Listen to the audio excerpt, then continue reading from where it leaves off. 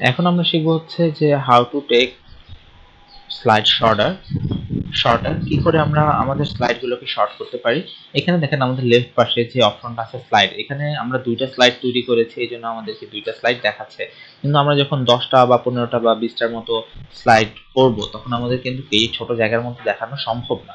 তখন আমাদের কি করতে হবে, যখন আমরা কোনো একটা স্লাইডকে মডিফাই করতে চাইবো কিংবা কোনো নির্দিষ্ট স্লাইডে গিয়ে কাজ করতে চাইবো বা সবগুলো স্লাইডকে একত্রে দেখতে চাইবো, তখন আমাদেরকে এই অপশনটা ব্যবহার করতে হবে।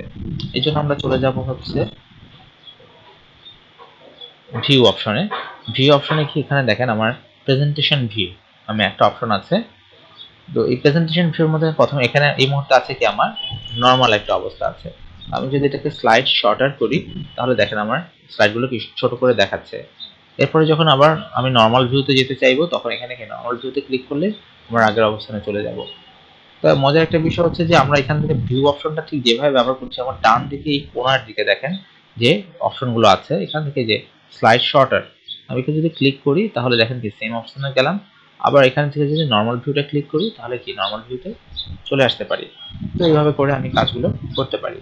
এখানে আরেকটা বিষয় হচ্ছে যে আমার বাঁ দিকে যে অপশনগুলো আছে, এটা যদি কোনো কারণে এরকম আমি এখানে যেমন একটা ক্রস চিহ্ন আছে, আমি যদি ক্লিক করলাম এটা কি কেটে গেল, তখন এটা ফেরত নিয়ে আসার জন্য আমাদের কোনো ওয়ে, এখানে দেখেন শর্টার ভিউ বা নর্মাল করলাম, অপশনটা আসছে না।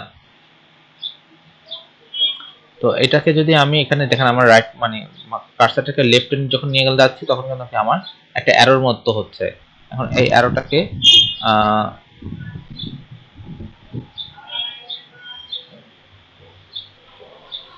দেখেন আবার এটা আমার চলে আসছে।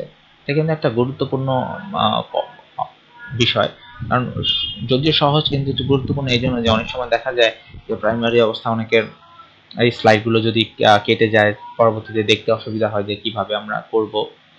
তো এইভাবে করে আমরা আমাদের স্লাইডকে শর্টার করতে পারি, বা প্রয়োজনে যদি কখনো এইভাবে হারিয়ে যায় সেখান থেকে আমরা বের করে নিয়ে আসতে পারবো।